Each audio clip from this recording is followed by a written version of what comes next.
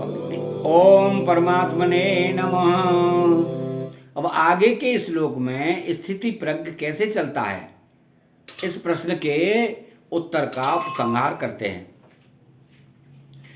व्याहाय कामान्यः सर्वान् पुमांश्च रते स्पृहः निर्ममो निरअहंकारः स शांति मद गच्छति। यह जो पुमान मनुष्य सर्वान संपूर्ण कामान कामनाओं का विहाय त्याग करके निह स्पृहा रहित निर्मम ममता रहित और निरअहंकार अहंता रहित होकर चरित आचरण करता है, सह वह शांतिम शांति को अगच्छति प्राप्त होता है। अर्थात विहाय कामान्यः सर्वान् पुमांश्च रति निःस्पृहः। अप्राप्त वस्तु की इच्छा का नाम कामना है। स्थिति प्रज्ञ महापुरुष संपूर्ण कामनाओं का त्याग कर देता है। कामनाओं का त्याग कर देने पर भी शरीर के निर्वाह मात्र के लिए देश काल वस्तु व्यक्ति पदार्थ आदि की जो आवश्यकता दिखती है, अर्थात जीवन निर्वाह के लिए प्राप्त और अप्राप्त वस्तु आदि की जो जरूरत दिखती है, उसका नाम स्पृहा है। स्थिति प्रज्ञ पुरुष इस स्पृहा का भी त्याग कर देता है। कारण कि जिसके लिए शरीर मिला था और जिसकी आवश्यकता थी, उस तत्व की प्राप्ति हो गई, वो आवश्यकता पूरी हो गई। अब शरीर रहे चाहे न रहे, शरीर निर्वाह हो चाहे ना हो, इस तरह वह बेपरवाह रहता है। यही उसका निस्पृह होना है। निःस्पृह होने का अर्थ यह नहीं है वो निर्वाह की वस्तुओं का सेवन करता ही नहीं, वो निर्वाह की वस्तुओं का सेवन भी करता है, पथ्य कुपथ्य का भी ध्यान रखता है। अर्थात पहले साधनावस्था में शरीर आदि के साथ जैसा व्यवहार करता था, वैसा ही व्यवहार अब भी करता है। परंतु शरीर बना रहे तो अच्छा है, जीवन निर्वाह की वस्तुएं मिलती रहे तो अच्छा है, ऐसी उसके भीतर कोई परवाह नहीं होती। इसी अध्याय के 55वें श्लोक में प्रजहाति यदा कामान सर्वान पदों से कामना त्याग की जो बात कही थी, वही बात यहाँ विहाय कामान्य सर्वान पदों से कही है। इसका तात्पर्य है कि कर्म योग में संपूर्ण कामनाओं का त्याग किए बिना कोई स्थिति प्रज्ञ नहीं हो सकता, क्योंकि कामनाओं के कारण ही संसार के साथ संबंध जुड़ा हुआ है। कामनाओं का सर्वदा त्याग करने पर संसार के साथ संबंध रह ही नहीं जाता। निर्ममः स्थिति प्रज्ञ महापुरुष ममता का सर्वदा त्याग कर देता है। मनुष्य जिन वस्तुओं को अपनी मानता है, वे वास्तव में अपनी नहीं है, प्रत्युत संसार से मिली हुई हैं। मिली हुई वस्तु को अपनी मानना भूल है।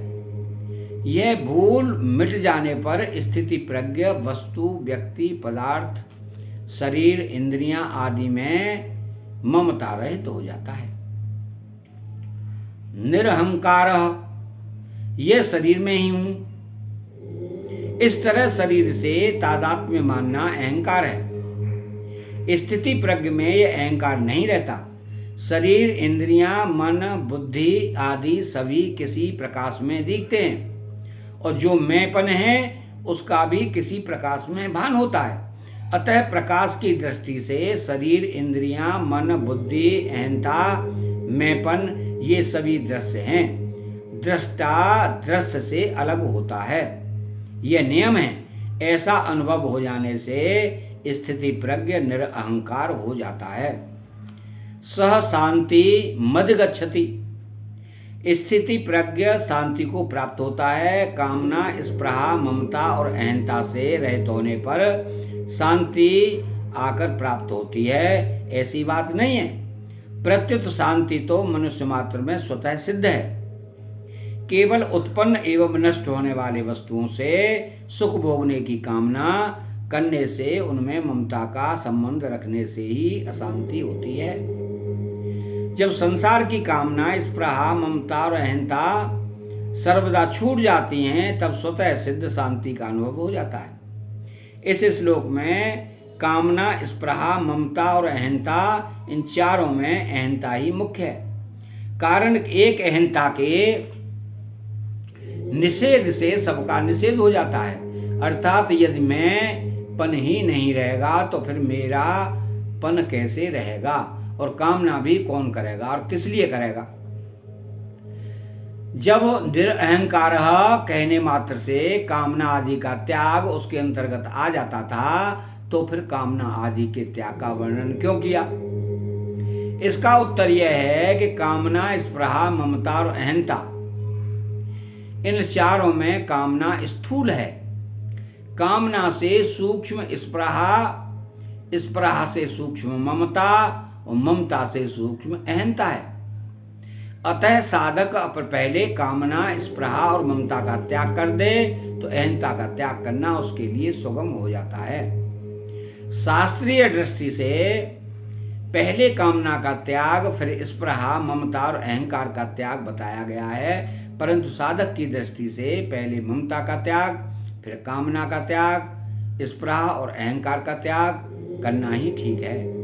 ममता प्राप्त वस्तु की और कामना अप्राप्त वस्तु की होती है। सबसे पहले ममता का त्याग करना सुगम पड़ता है। मनुष्य पहले ममता से अर्थात प्राप्त वस्तु के संबंध से ही फंसता है। पहले ममता का त्याग करने से निष्काम होने की सामर्थ्य आ जाती है। कामना का त्याग करने से निष्प्रह होने की सामर्थ्य आ जाती है, और स्पृहा का त्याग करने से निरअहंकार होने की सामर्थ्य आ जाती है। शास्त्रीय दृष्टि के अनुसार चलने से मनुष्य पंडित हो जाता है, और साधक की दृष्टि के अनुसार चलने से मनुष्य को अनुभव हो जाता है कि अहंता ममता से रहित होने का उपाय। कर्मयोग की दृष्टि से मेरा कुछ नहीं है, क्योंकि मेरा किसी वस्तु, व्यक्ति, परिस्थिति, घटना, अवस्था आदि पर स्वतंत्र अधिकार नहीं है। जब मेरा कुछ नहीं है तो मेरे को कुछ नहीं चाहिए, क्योंकि अगर शरीर मेरा है तो मेरे को अन्न, जल, वस्त्र आदि की आवश्यकता है। पर जब शरीर मेरा है ही नहीं तो मेरे को किसी की कुछ भी आवश्यकता नहीं है। जब मेरा कुछ नहीं और मेरे को कुछ नहीं चाहिए तो फिर मैं क्या रहा, क्योंकि मैं तो किसी वस्तु, शरीर, स्थिति आदि को पकड़ने से ही होता है। मेरे कहलाने वाले शरीर आदि का मात्र संसार के साथ सर्वदा अभिन्न संबंध है। इसलिए अपने कहलाने वाले शरीर आदि से जो कुछ करना है वह सब केवल संसार के हित के लिए ही करना है, क्योंकि मेरे को कुछ चाहिए ही नहीं। ऐसा भाव होने पर मैं का एक देशी ये पना आपसे आप मिट जाता है, और कर्मयोगी अहंता ममता से रहित हो जाता है। सांख्य योग की दृष्टि से प्राणी मात्र को मैं हूं इस प्रकार अपने स्वरूप की स्वतः सिद्धि, सत्ता, होनापन का ज्ञान रहता है। इसमें तो मैं तो प्रकृति का अंश है और हूं सत्ता है। यह हूं वास्तव में मैं को लेकर है। अगर मैं न रहे तो हूं नहीं रहेगा, प्रत्युत है रहेगा। मैं हूं, तू है, यह है, वह है, ये चारों व्यक्ति और देश काल को लेकर हैं। अगर इन चारों को अर्थात व्यक्ति और देश काल को न पकड़े तो केवल है ही रहेगा। है में ही स्थिति रहेगी। है में स्थित होने से सांख्य योगी अहंता ममता से रहित हो जाता है। भक्ति योग की दृष्टि से जिनको मैं और मेरा कहते हैं वह सब प्रभु का ही है, कारण कि मेरी कहलाने वाली वस्तु पर मेरा किंचित मात्र भी अधिकार नहीं है, परंतु प्रभु का उस पर पूरा अधिकार है। वे जिस तरह वस्तु को रखते हैं, जैसा रखना चाहते हैं वैसा ही होता है। अतः यह सब कुछ प्रभु का ही है। इसको प्रभु की ही सेवा में लगाना है। मेरे पास जो शरीर, इंद्रियां, मन, बुद्धि है, यह भी उन्हीं की है और मैं भी उन्हीं का हूँ। ऐसा भाव होने पर भक्त योगी अहंता ममता से रहित हो जाता है।